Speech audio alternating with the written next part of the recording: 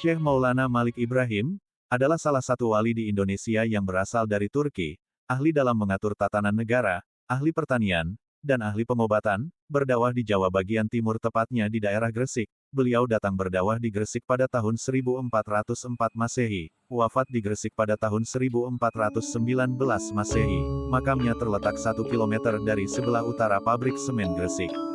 Maulana Malik Ibrahim dikenal penduduk setempat dengan sebutan kakek bantal. Dalam berdakwah, kakek bantal menggunakan cara yang bijaksana dan strategi yang tepat berdasarkan ajaran Al-Quran, yaitu, hendaklah engkau ajak ke jalan Tuhanmu dengan hikmah kebijaksanaan, dan dengan petunjuk-petunjuk yang baik, serta ajaklah mereka berdialog bertukar pikiran, dengan cara yang sebaik-baiknya.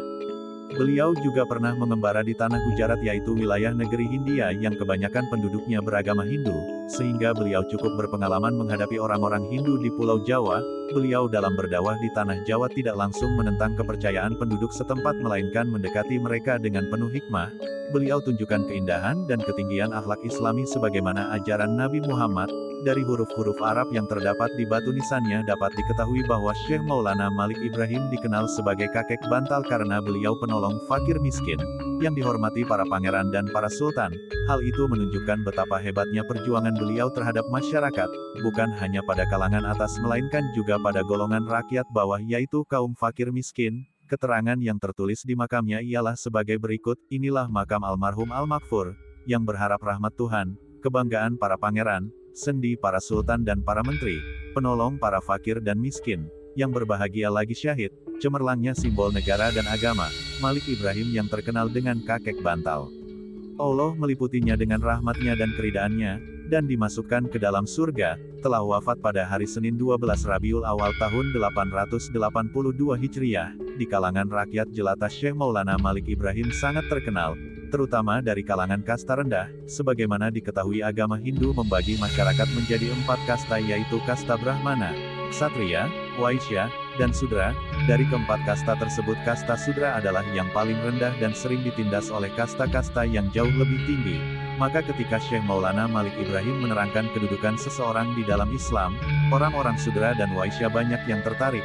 Beliau menjelaskan bahwa dalam Islam semua manusia sama sederajat, tidak dibeda-bedakan. Di hadapan Allah yang paling mulia di antara mereka hanyalah yang paling takwa kepadanya. Takwa itu letaknya di hati. Hati yang mengendalikan segala gerak kehidupan manusia untuk berusaha sekuat-kuatnya mengerjakan segala perintah Allah dan menjauhi segala larangannya. Dengan takwa itulah manusia akan hidup berbahagia di dunia hingga di akhirat kelak. Orang yang bertakwa, sekalipun dia dari kasta Sudra, bisa jadi lebih mulia daripada mereka yang berkasta Ksatria dan Brahmana. Mendengar keterangan ini, mereka yang berasal dari kasta Sudra dan Waisya merasa lega.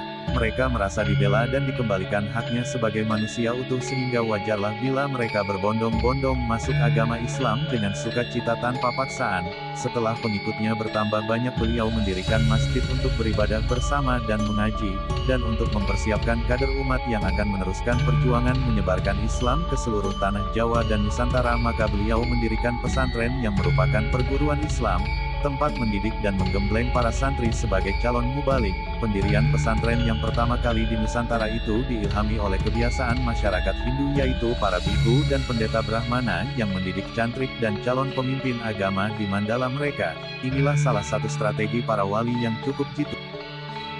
Orang Buddha dan Hindu yang mendirikan mandala untuk mendidik kader tidak dimusuhi secara frontal, melainkan beliau mendirikan bentuk pesantren yang mirip dengan mandala milik kelompok Hindu Buddha. Beliau tidak hanya membimbing umat untuk mengenal dan mendalami agama Islam saja, melainkan juga memberikan pengarahan agar tingkat kehidupan rakyat Gresik menjadi lebih baik. Beliau pula yang mempunyai gagasan mengalirkan air dari gunung untuk mengairi lahan pertanian penduduk. Dengan adanya sistem pengairan yang baik ini, lahan pertanian penduduk menjadi subur dan hasil panen bertambah banyak. Para petani menjadi makmur dan mereka dapat mengerjakan ibadah dengan tenang. Andai kata Syekh Maulana Malik Ibrahim tidak ikut membenahi dan meningkatkan taraf kehidupan rakyat Gresik, tentulah mereka sukar diajak beribadah dengan baik dan tenang. Sebagaimana sabda Nabi bahwa kefakiran menjurus pada kekafiran, bagaimana mungkin bisa beribadah dengan tenang jika sehari-hari disibukkan dengan urusan sesuap nasi? Dakwah beliau sesuai dengan ajaran Islam dan tuntunan Nabi Muhammad SAW. Sekian cerita tentang penjelasan asal-usul Syekh Maulana Malik Ibrahim, salah satu wali Songo yang berjuang menyebarkan Islam di tanah tanah Jawa khususnya tanah Gresik. Semoga kita bisa mencontoh ilmu yang beliau sebarkan dan akhlak beliau ketika menyebarkan Islam di tanah Jawa yang penuh dengan perjuangan, kasih sayang dan kelembutan kepada masyarakat Jawa.